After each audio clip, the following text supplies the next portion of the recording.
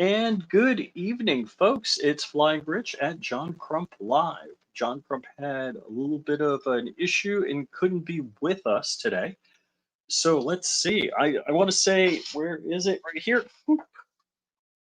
Thanks to Stuff and Thanks. They sent me out this shocker, which is very cool. And if you're watching me do rando unboxing stuff, yesterday I got some swag from Goon Tape. I got some patches, I got some tape. It's over that way, which is a little bit further than I can reach. So other than that, I'm not going to show you swag.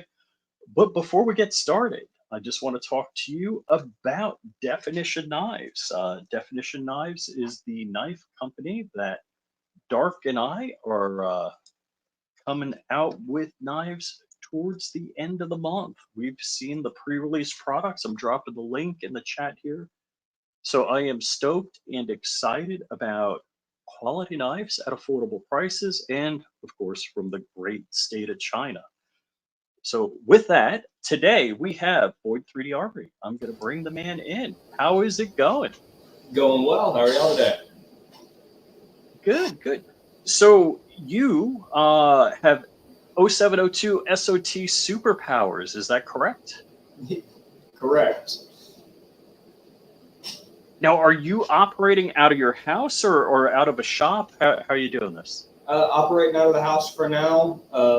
Working on actually purchasing a place and having a separate facility whenever I actually own the dirt. But for now, operating out of the house. Nice, nice. Because a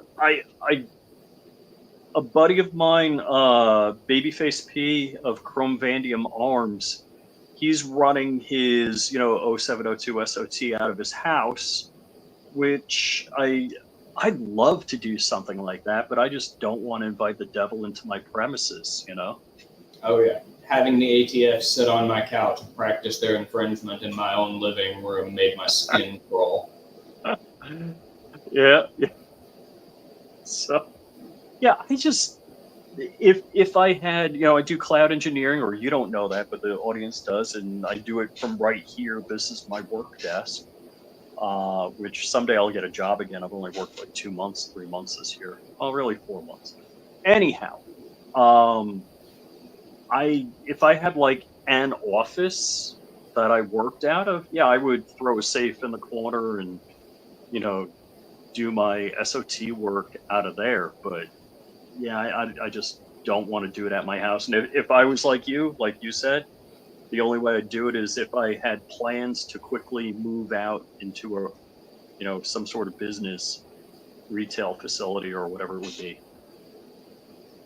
Yeah, I'm hoping to get moved by February. That's our current goal.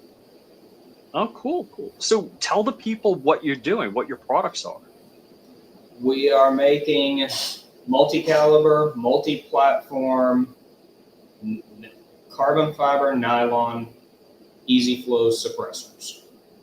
They're not combat suppressors. If you're planning on carrying something into combat, this isn't what you want. However, for hunting, for home defense, these do excellent, and the price point on them is under $350 MSRP. So that puts, after you pay for your tax stamp, you're in a suppressor for the same price you'd be in a Glock.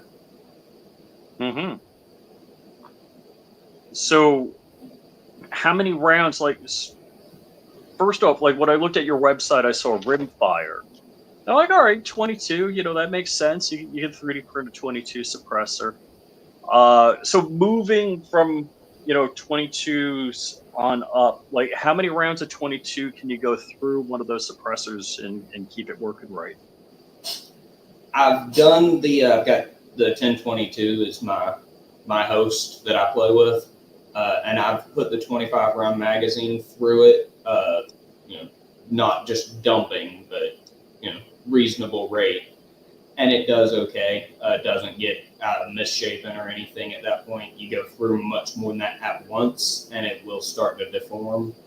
But just to be safe, we recommend no more than 5 rounds in 2 minutes.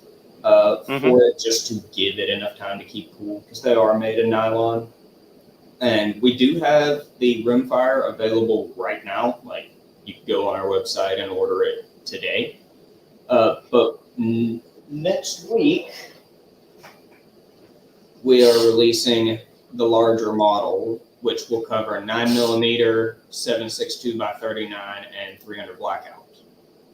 We have Very cool. 4 models of those, and we have 5 models of the rimfire that will be available.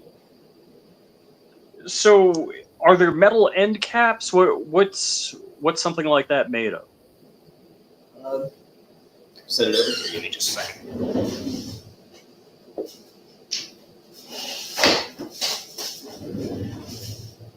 Okay, sorry. So the way that we do the multiple platform system, we've got the booster in 1/2 by 28 that cycles for a Glock or the Smith & Wesson M&P or whatever the blowback pistol you're operating. Or we have the thread inserts that 5/8 by 24 and 1/2 by 28 that drop into the same size that the booster goes in. So you just swap it out and throw it on whichever one you're ready to run. And that keeps that thread lasting. Originally, when we were just doing STLs, we had printed in threads to go straight on the barrel, but those turned out to be a weak point, so we went parts. Now, I don't know if you saw the video, but Print Shoot Repeat did a 3D printed suppressor video recently. Did you see that? I have seen pieces of it. Believe that is Pemberton Arms that designed that one that he was talking about. Unfortunately, it wasn't one of ours, but there's some very good work when it comes to the STLs available for people to do download wise. Took a little break from the community for a little while to deal with some personal stuff, and when I came back to the scene, I was very impressed with what the other designers had managed to produce in my absence. Cool. And I just want to answer one car fast. He was asking about the Hezbollah pagers blowing up, and did I see that? I was like, yep. I was like talking to Crump and Dark about that earlier today when the news, probably, I don't know if it was 10, 11 o'clock in the morning when it kind of broke in the US here. And apparently this is a no explosives hack that they got the batteries to explode. That's could be wrong. It's early. All early information and news change. But that's kind of freaking fudged up and crazy. And I'm kind of wondering, when somebody doesn't like me, what happens with this that's encased in glass on both sides. That could be, it's, it depending on who you're rooting for, and you might go, hell yeah, and then you're like, wait a second, this has a LiPo battery and encased in glass. It's like the perfect fragmentation grenade here. That could be pretty bad too. So it's not quite as scary as the micro swarm of killer drones, but just one step beyond that, being that scary. I don't know if you were watching that or keeping up with it, but that was a little crazy. I didn't even know that people still carried pagers. So with all the radiation, just RF waves coming out of devices, especially if they transmit and receive, it's easy to locate something like this. But if you have a pager that only receives, you're not, you're listening, you're not broadcasting. And apparently the top people at Hezbollah all got the new higher end pagers. And of course, nobody's claimed responsibility for this, but you could connect the dots and figure out who would want these people erased. So I don't know how they did their database query to figure out who they want to remove from the gene pool. And legitimately, if you think about where a pager sits, it could either hurt you very bad or make you a soprano. Yeah. So these guys might get the 72 virgins one day, but not have anything to do with them. Well, that seems somehow just in my mind, but And yeah, so wow. This is, and I don't know if the Israelis ever took responsibility for Stuxnet. And basically, I'm not sure how they did it. Best information I have is that the nuclear facility where they're enriching uranium picked up in the parking lot thumb drives, and the thumb drives got into the firmware on the centrifuges, and the centrifuges spun way the F up beyond mechanical tolerances, but only reported that they're operating normally, and tore themselves apart, and I guess made the area radioactive. So that was the Stuxnet. So pretty sneaky-ish going on, and taking somebody's nads out with a pager is pretty bad also. yeah. And the fruit of that also, and I'm sorry for getting way down a rabbit hole here, the fruit of that is not only you may have taken a number of these people out, but you may not have known who their identity was, but now that they're injured and in a hospital, you know who they are. So that's kind of a twofer. And okay, and Dark is steering me back. I'm betting Kurt24 texted Dark, said, Dark, get him back on topic. And so what made you get into 3D suppressors?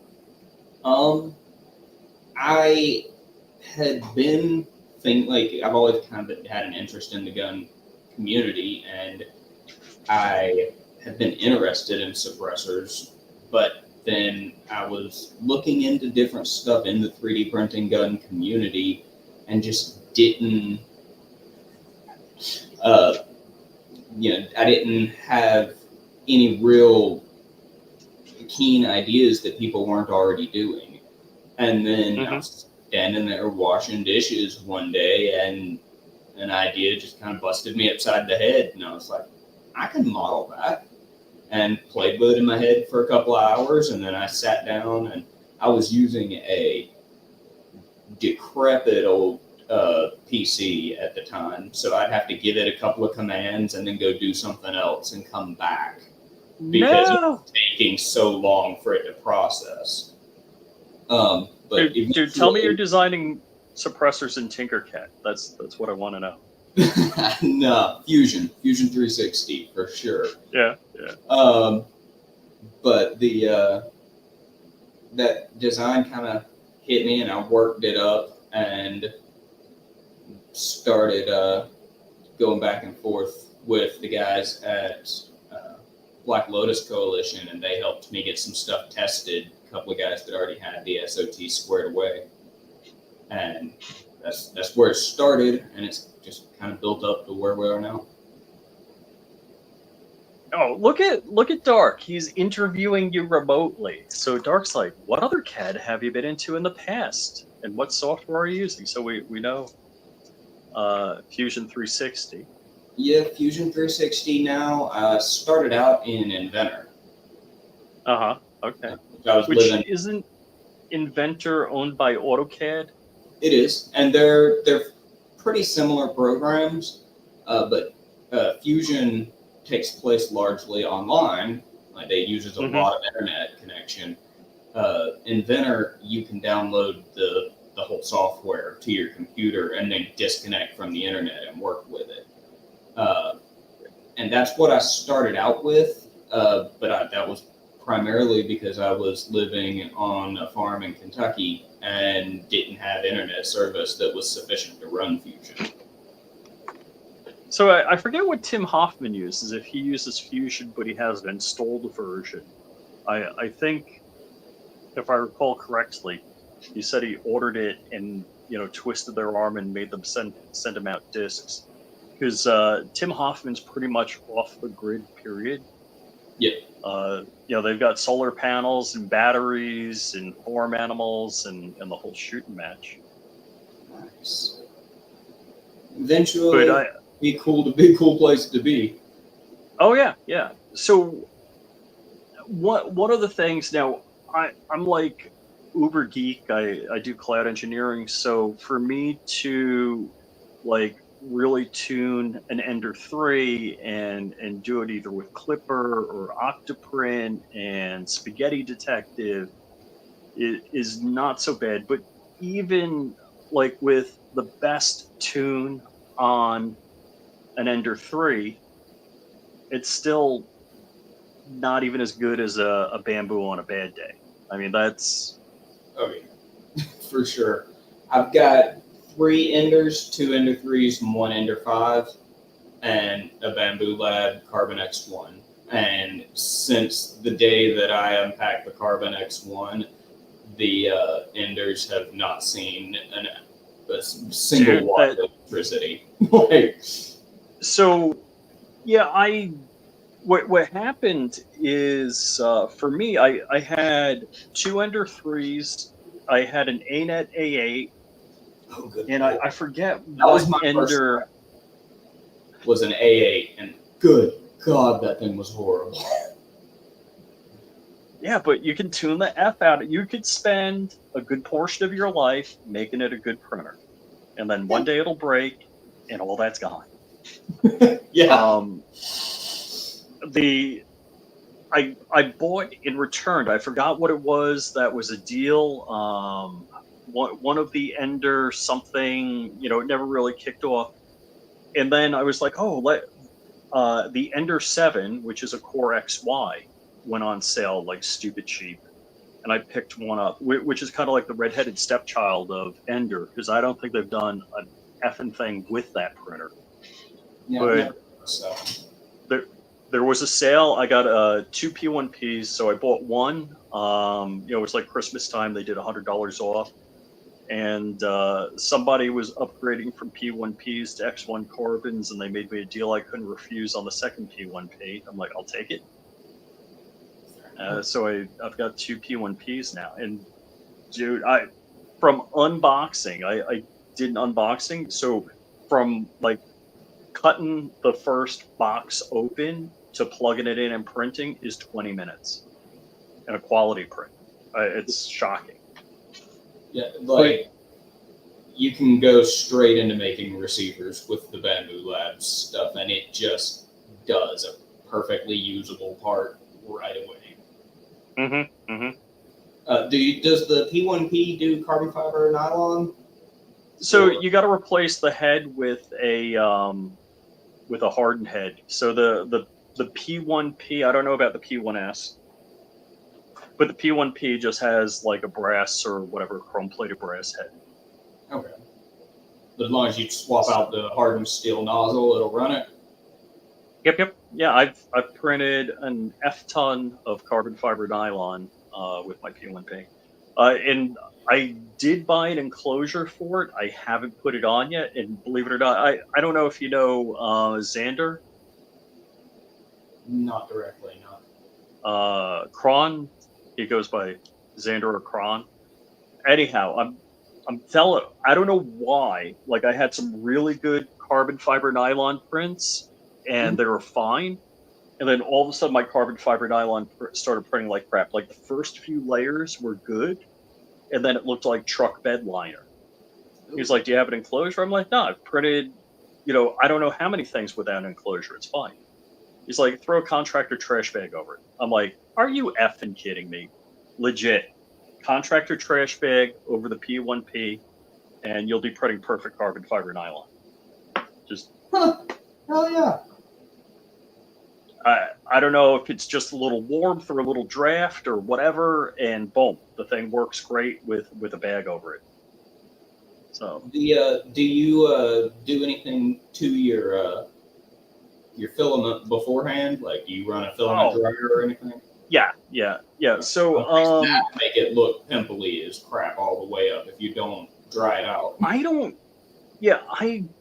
don't have any scientific background on this, but one, if I pull the carbon fiber nylon out, and I've been using the Sane Smart carbon fiber nylon, if I pull the carbon fiber nylon out of the vacuum sealed bag with desiccant and throw it in the printer and try to print, it's like ass.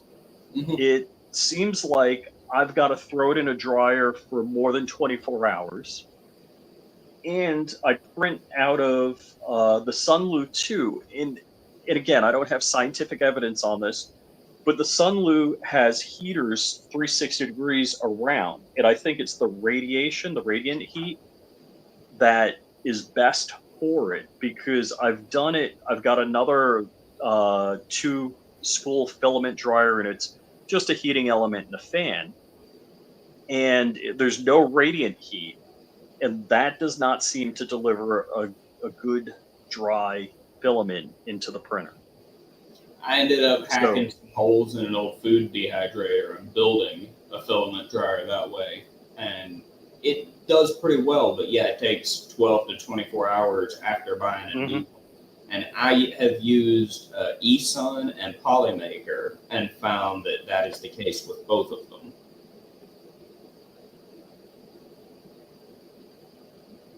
I would imagine it's so carbon fiber nylon overall tends to be that way. yeah, the radiant heat from the Sunlu 2 with the flat strips of heating elements top and bottom and a fan in it seems to do a really good job. So I'm that's what feeds my film.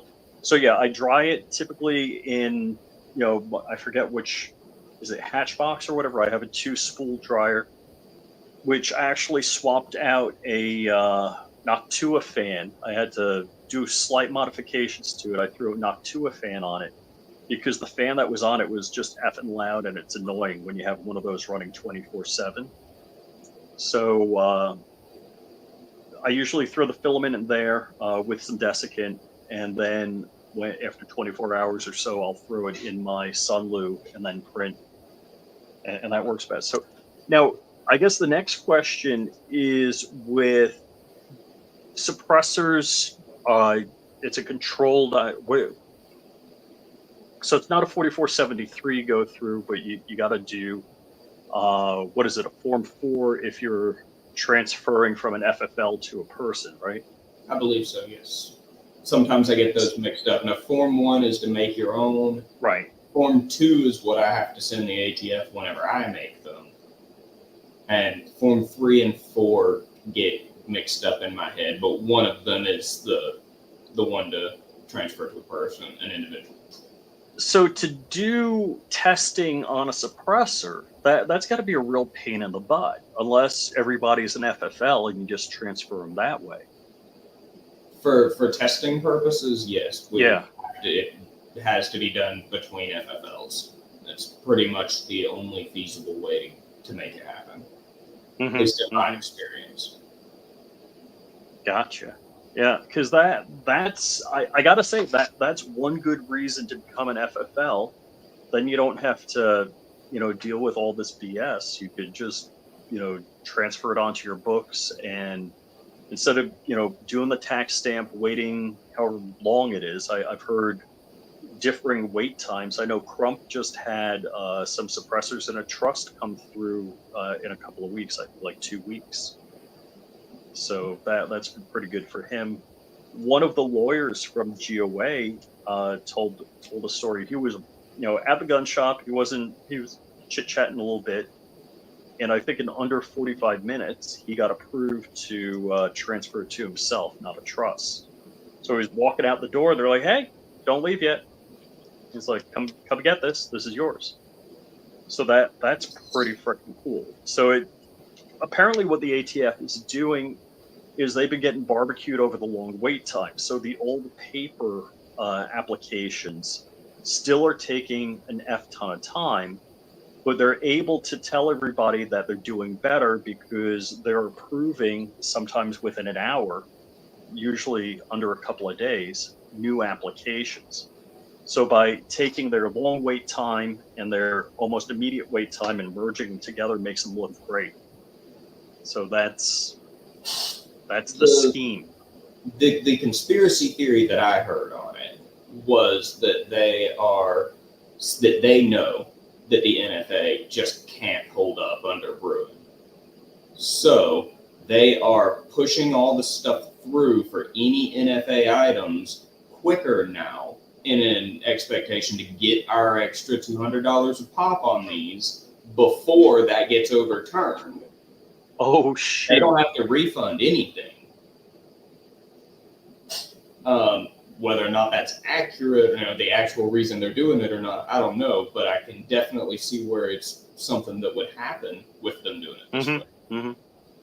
Kind of a fun conspiracy theory. So the thing that's kind of messed up is it used to be as an individual you could build your own can, and they kind of catch 22 to everybody. They're like, well, if you have the parts to build it, those are suppressor parts. You're already in possession of an illegal suppressor. It's like, what? Yeah, there is no 80% on a suppressor apparently. Which and I was talking to I think Dark about this last night. It's like if I'm an honest citizen and I'm trying to comply with the law because I want to build my own suppressor for the same reason I want to build my own guns because it's cool. I want to learn something. It's kind of like I owned an AUG and I knew how to take it apart and clean it, but I really didn't understand everything thoroughly until I did the NILOG. And then all of a sudden, I'm like, I understand everything about that gun. And it's cool. I love learning things. I love, also it's like, hey man, I built that. Check that out. Yeah. That's always cool. That sense of accomplishment. Yeah, I wouldn't mind building a suppressor. I wouldn't mind, wonder if this design would work, like this baffle geometry or this configuration, and how does the air flow and do minor tweaks. I think that would be really exciting to do as a hobbyist. And believe it or not, in Florida, if you live on greater than an acre, and I have an acre and a quarter, and the rounds don't leave your property, you can shoot on your own property. And I actually have the anti-Karen going on. So my phone starts ringing, and when I'm shooting on my property, my neighbor's like, "You got to be out for a while? What are you shooting? You shooting anything cool? Can I come by?" And so Nice. it's kind of fun. But for the people that don't want to hear that, I wouldn't mind, suppressing everything I own. Just tax stamp wise, that'd be expensive. Yeah, unfortunately, tax stamp is what really kills it when it comes to all of this. Which, I mean, $200 on a $1,500 suppressor, if you're pursuing something that you can carry into combat, someone like Rugged or Hux Works that make an all metal suppressor, and it's perfectly fine. You can dump through that 4 or 5 magazines, no problem. Right. But, right. And if you're spending that kind of money, $200 for the stamp isn't a big deal. $200 for a stamp feels a whole lot heavier on a $175 rimfire suppressor. Right. So, for sure. It feels like it packs a little more punch for me than it probably does for other silencer manufacturers.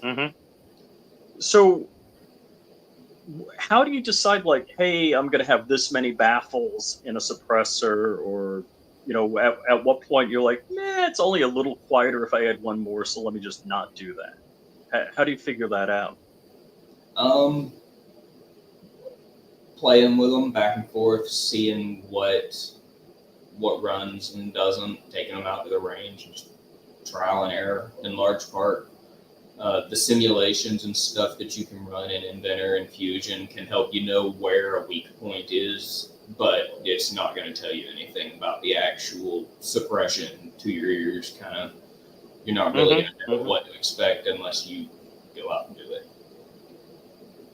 Fortunately, I use the Pickens County, South Carolina range. It's a public open range, state funded, and they're super chill about the NFA stuff. They're like, if you're willing to bring it out here to the government-owned range, we pretty well assume you've got the paperwork. As long as nothing goes haywire, we don't need to see it.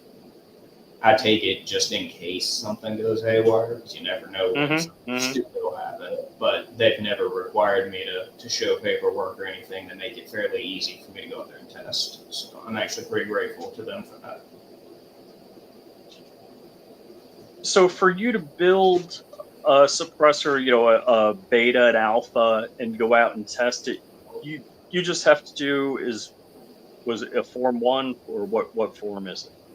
I've got a Form 2, and I have to document it in my books. So even if it only exists for testing purposes, it still has to be documented, and then it gets noted as destroyed in testing instead of going to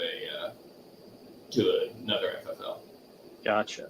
So you don't have to pay anything; you just have to document. Correct. Okay. So one of the things we were talking about was like DIY suppressors. Do you think people can Form 1 a 3D printed suppressor now? Yeah, people have known of a handful of people that I sell the STLs for people to do Form 1 with them. And the cool thing about printing them out that way at home, which I've got a different model that I sell STLs for. Let's see. This one. So this one is available as an STL. It's the Hive series. And this is an upgraded version of the Whisper series, which was my original model, which is available as an STL as well. Both of those you can download. I think they're between $5 and $7 on my website right now. My assistant adjusts some of that every now and then, so I don't know 100% what the actual price is, but they're between $5 and $7 for the STL. And you have a roll of filament.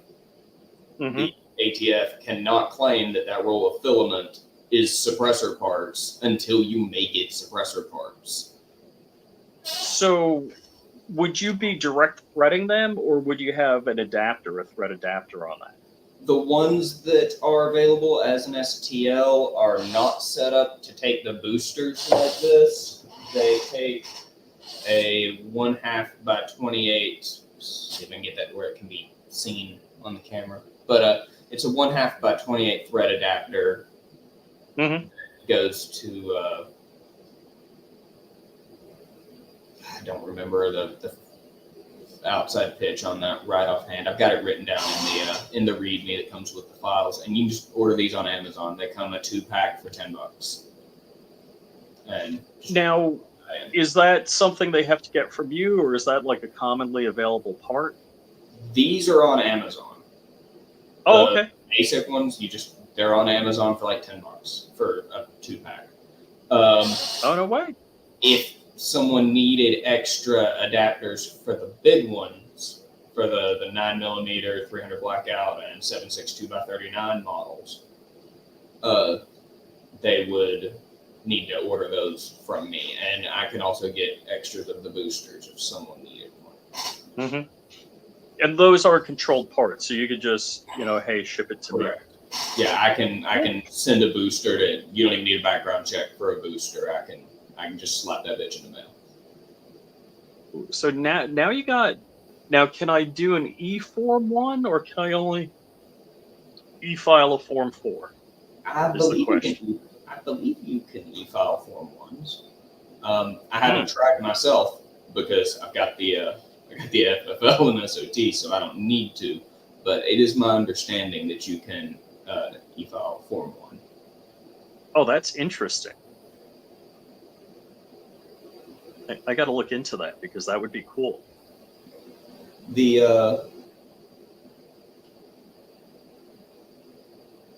I have no idea where that thought just went. I don't know. Maybe y'all saw it on camera. It probably fell out this ear and ran off.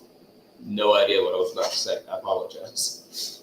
So Johnny Three Bar, he brought up auto key card, the Matt Hoover CRS firearms case, which actually we were talking about that off camera. Um, yeah, just that's a whole special screw in for Matt Hoover. Um, it's amazing to me. So the way they handled Rare Breed is they sent him a cease and desist order, and they just kept on selling.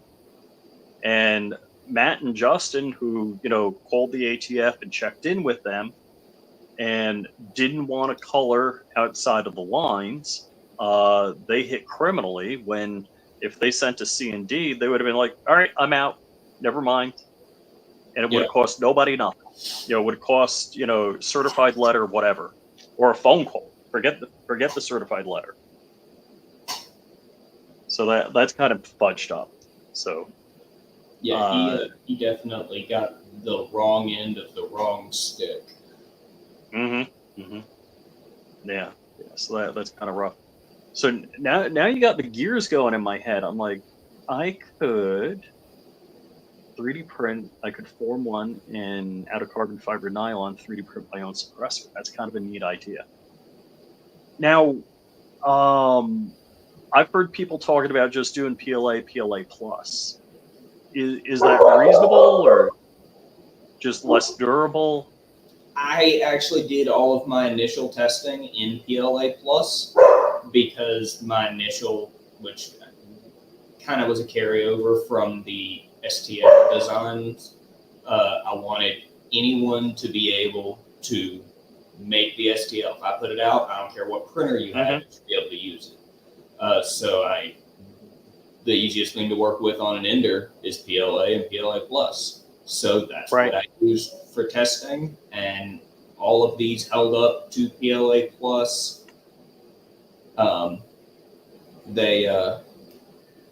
They did okay with that, and I've also taken into account with these during the PLA Plus testing period that there could, in theory, be a time where someone, defending their home, or maybe some extra pigs come out of the woods or whatever when you're hunting, and you do need to exceed the round limit that we would typically encourage for these suppressors. So I also went through and intentionally pushed them past recommendation and forced them to fail, and specifically accounted for making sure that they fail safely away from the shooter and any debris or anything from them goes downrange. So that's interesting. When you're going through development of a suppressor, do you shoot it and then bandsaw it in half and make sure none of the baffles blow out? What do you do? I have a bore scope with the little nozzle on it that can change the angle you're looking at, and I run it through and see the damage on the inside that way. That actually was one of the best Amazon bin store finds I've ever had. That's kind of cool. I used to watch KB32 Coda Boy. He would get barrels in, and he would bore scope them, and you can see how the rifling was cut and how the gas port looks, and so I was like, that's kind of cool. That's neat to be able to look at stuff like that. And I do enough wrenching on my own cars that I probably could justify it. I think the one that I ended up, because I paid $5 for it at one of the Amazon return bin stores locally, but shoot, they're actually on, like, if you buy it from Amazon, I think they're like $45-50. They're really not nearly as expensive as I had previously expected. Oh, that's interesting. Yeah, I've seen that. I watch a lot of car channels on YouTube, and you see people, with their junkyard find or auction win, where they're bore scoping the cylinders and stuff like that. So, yeah, probably a reasonable thing to do. It's come in way more handy than I had thought it would. I bought it just like, hey, this is a decent find, and grabbed it, and then I've had so many points where I'm like, oh yeah, I need to grab that and use it right quick, and it's like I would not have foreseen nearly as much use for it as I've had. Oh, very cool.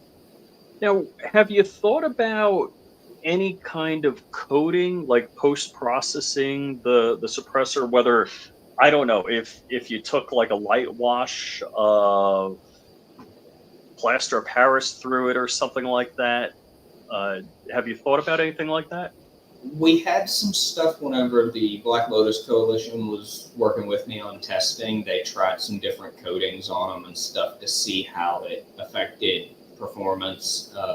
They had a layer of quick steel epoxy on the outside of a couple of them that did seem to help with the longevity of it, but it made the damn thing so heavy you could barely use it. Aha. So, Well, that's kind of like either a carbon fiber or fiberglass wrapping. Have you tried anything like that? I have not. We've got the carbon fiber nylon, but I haven't tried any kind of wrapping on them or anything. Mm-hmm.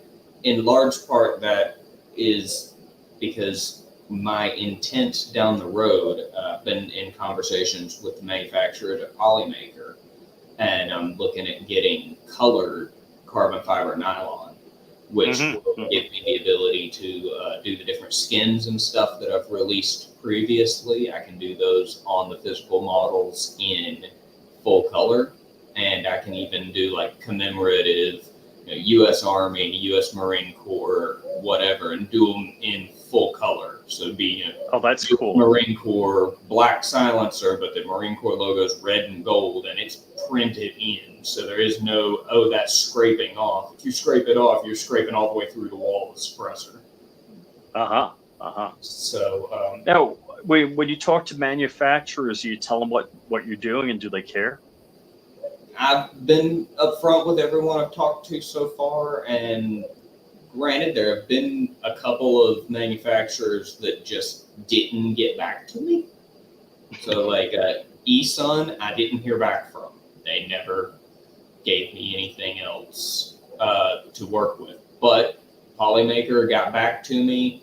I explained what I'm doing and what I was looking for, and they didn't seem to have any issue with it. They were ready to work. It's just I got to be able to order at 500 rolls of filament at a time. Yeah. I gotta get a few of these moving before I can do that. And it's funny. Is that China also, or where is that from? Polymaker is, I believe they are in China. Yeah, because so with the knife company, Dark and I, we're looking at branching out into some newer designs. We got our first drop and 5 different knives coming towards the end of the month, and we're already working way into the future on new designs.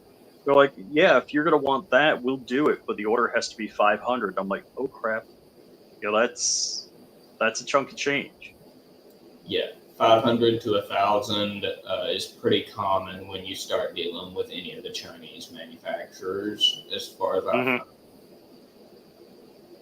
Yep. Yeah. So that's we got to build up. We got to have a couple of good batches and some money in the bank before we start going into that. But I'm pretty excited. I'm like crossing my fingers that we get there. So, do you see any other products you're doing? Larger bore suppressors. Originally, it was 22 rimfire type stuff, and you're moving into some bigger ones. Are any other products in the future? So in the Whisper series, that's the first series that I had come out with, I did get a very good functional 223 model in that set. So it can be done in the print at home deal. But I have not gotten one that will do that I'm confident producing and actually putting out as a physical model like this that matches these. The other one that I did, it was bulky and it worked, but it was big, it was heavy. Now that these are ready to roll, I'm gonna start working on the higher pressure line, which will be 308, 556, 762 by 54. Want it to be able to fit all right. So now you're you're talking about a subsonic load on something like a 762 by 54, or what are you talking about? I would prefer it to be able to handle the entire load, like a full supersonic round. The 300 blackout, the 9mm cans are 9mm 762 by 39 and 300 blackout, and I've done all that testing with supersonic rounds. Mm-hmm. Mm-hmm.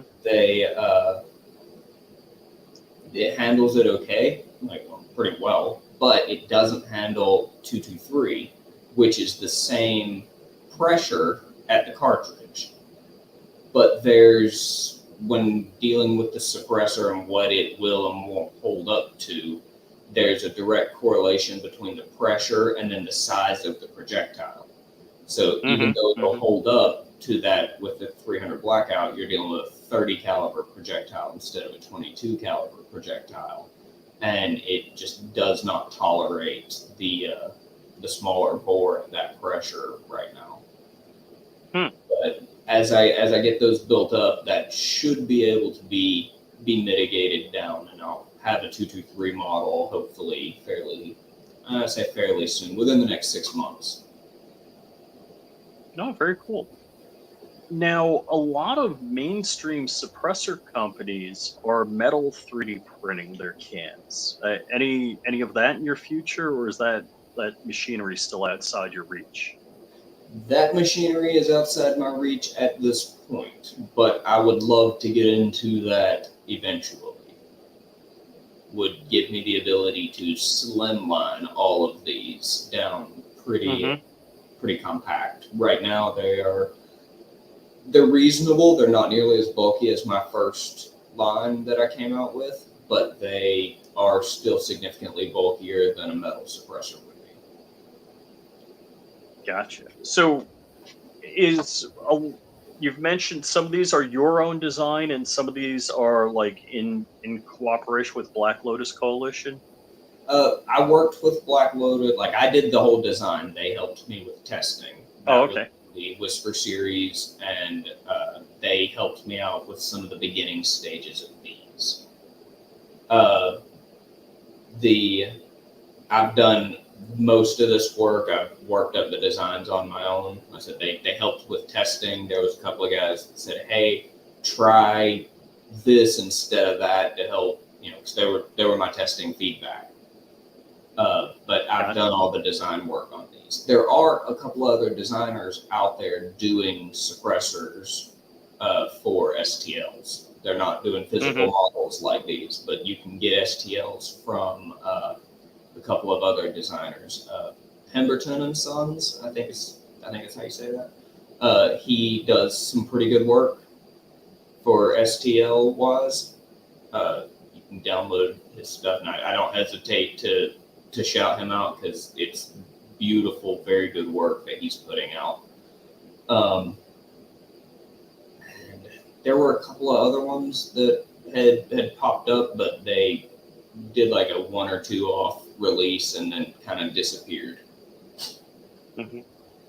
And so Bob in the chat, he's like, "Hey, I missed a bunch, and just for people joining late, how many rounds are these things lasting? Can you explain that once more?" So we recommend no more than 5 rounds in 2 minutes, just to preserve the livelihood of the suppressor, because they are nylon. But these last into the hundreds of rounds. I've got a few that I just still haven't managed to kill. And sometimes I get to the end of the range day and I'm like, okay, well, I need to be able to note it as destroyed in testing on my books. So I put it on the AR-15 and go blow it up. But I haven't managed to kill them with the rounds that they're rated for.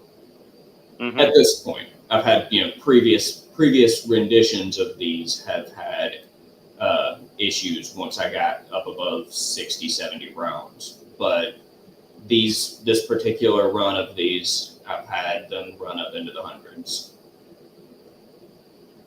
Gotcha. So now, when you're printing, when you're shooting, if you say 5 rounds in 2 minutes, so if I shot 1 round every 30 seconds, would Well, that tends to give it a little bit of time to cool down between each round. so would I be able to shoot 10, 20, 30 rounds if I shot 1 round every 30 seconds? Yeah. Yes. Oh, And okay. the carbon fiber nylon absorbs the heat and disperses it really, really well. Much better than the PLA did, actually. Now, there's different industries and products and stuff like that. I don't know if there's any filament out there with metal flake in that. Would that help with transmitting the heat? There are a few. They use them. They're heavily infused with metal, and then they print off and then send them off to a sintering machine and have it basically forged. I Okay. looked into doing that with these, but with it centered like that, it acts more like cast iron than forged steel. And with the brittleness that cast iron shows, it just didn't seem wise to me. Gotcha.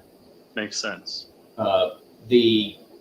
The carbon fiber being infused seems to give more to the strength than the metal would.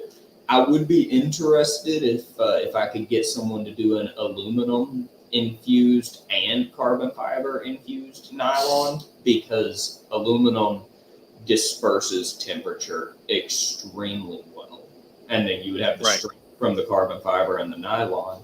But I have not had anyone willing to do that. Polymaker was like, no, we can't help you with that right now. They did say they were going to make note of it for the future, but so far they have not told me that they're going to take me up on that. Gotcha. That's really interesting. So I'm still like a little blown away by the idea of like Form wanting my own can. I'm like I'm digging that, because it's such a.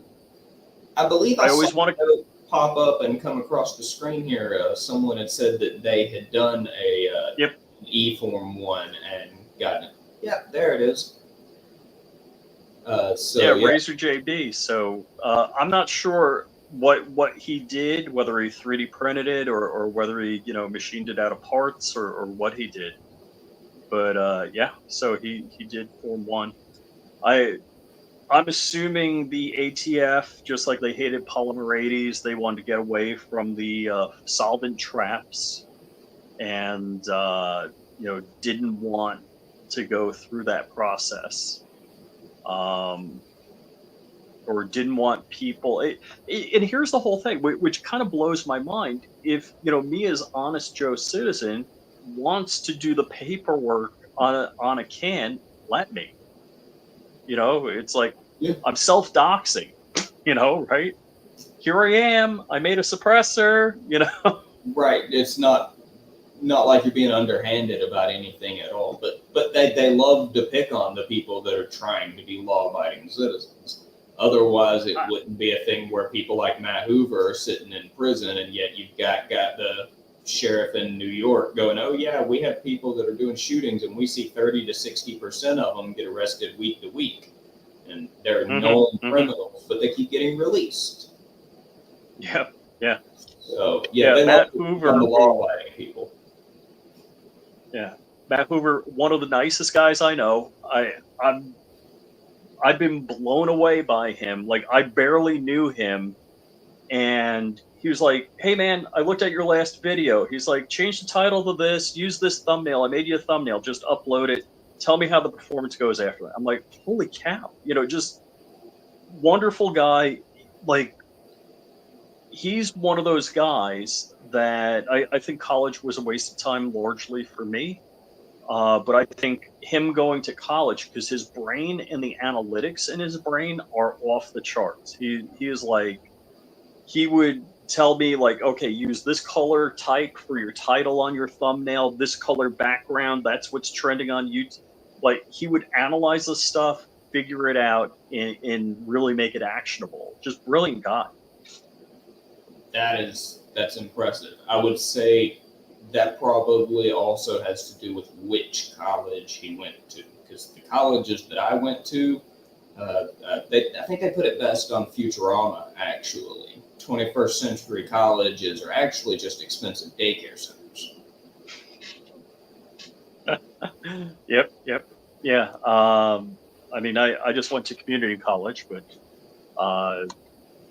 for computer science, but that's a whole other story, and I don't want to go down that rabbit hole. So Yeah. I'm like, we've talked about cans. You're an 0702 SOT. I can't say the .com part of your company name because YouTube doesn't like us saying that. But if you Google Void 3D Armory, I'm sure you'll be able to find him. So you sell STLs, you sell cans, and anything else? Nothing else right now. We did get permission from the designers Moderator Gauge and BadCAD to be allowed to produce a few of their designs. So the stippled block patterns that Moderator Gauge produces, and the Harlot Derringer on from BadCAD. I've talked to both of them, gotten permission to produce their models, but I just haven't started doing that just yet. But that will be coming down the line. So are you going to sell an STL or are you going to sell an actual product? No, we'll be selling physical models of those. So you'll be able to just buy the little Derringer, and it'll be serial numbered. You do the same thing you would for any other gun at the gun store. And okay, and I'm going to ask you this question. We talked over the weekend about this. Polymer 80 and Glock, and in fact, I don't know of a polymer lowered firearm that doesn't have metal where the number is engraved. So my Ruger EC9, I was looking at it earlier today. It's plastic the whole way through. There's no metal. Really? Yeah. And I've seen okay. I've seen a couple of Glocks that also were engraved directly into the plastic. I think they were actually made from kit, but it was directly engraved into the plastic. Because when I've been talking to people in the industry about building something serialized, and they're like, yeah, you got to put a slice of metal in it and then we'll engrave it. Yeah. No, this, see if I can get it to show up here. It's just engraved in the directly in the can. It's not actually even engraved. It's embossed into the side, and it's made into the model. That's pretty cool. I showed the ATF agents very clearly what I was doing. I said, "Is this good, or do I need to make it so that I, rivet in a spot to put a serial number? Or did I need to engrave this part instead? Because these are the only metal part that I have on them." They said that the way they preferred, considering the way I was making it, was engrave it like I have, or emboss it into the can. Gotcha. Now, have you made any post samples? Any what? Post samples. So any full auto firearms? No, none yet. I mean, it's covered under my SOT. I believe I can, but I haven't. I did have a 1022 that I made that turned itself into full auto, but it wasn't supposed to be. Oh gosh, yeah. There's a number of stories about accidental FA discharge. Yep. Unintentional accidental. Let me just say it that way. I know a couple of stories like that.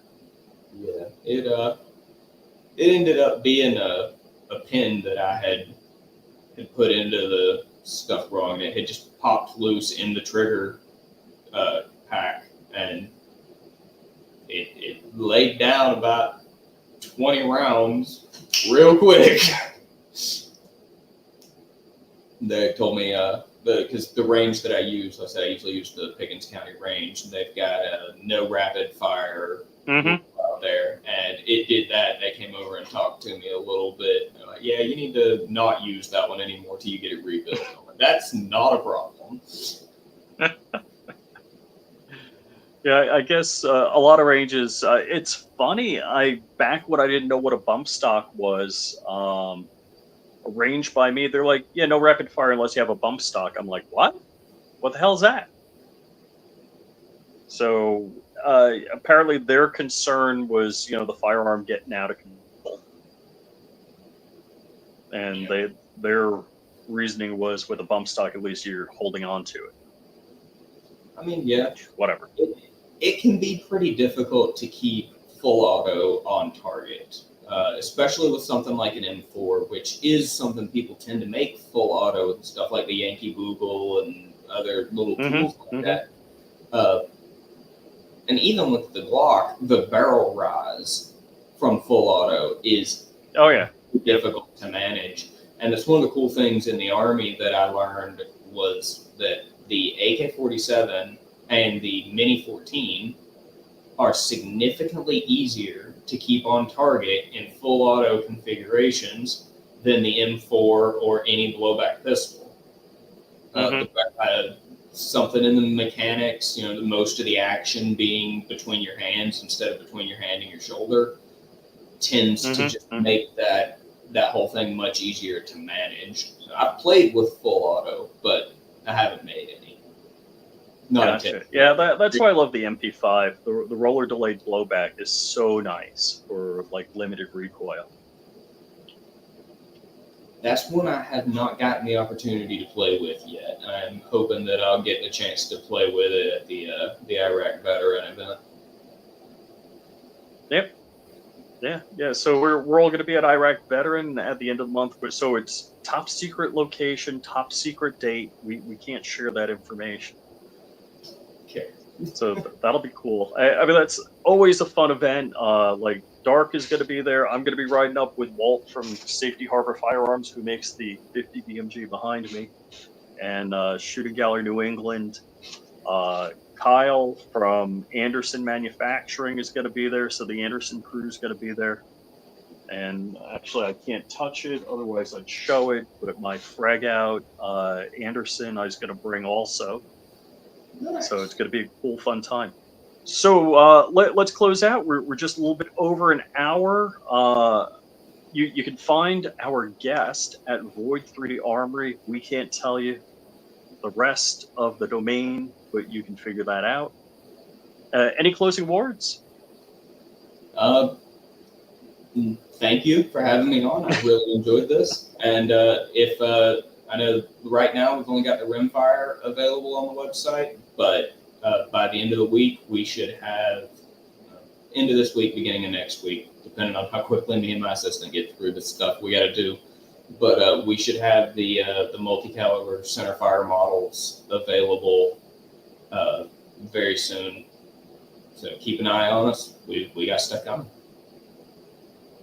Oh, very cool. Yeah, and you're going to be sending some out for me to do some testing and videos with. So that's going to be fun. Yes, sir. In fact, I got that information from them, I believe, earlier today. So I will start compiling that and hopefully have those out to you next week. Very cool. All right, man. Hey, thanks for coming on, and thanks, everybody, for tuning in. And I'm going to click end, and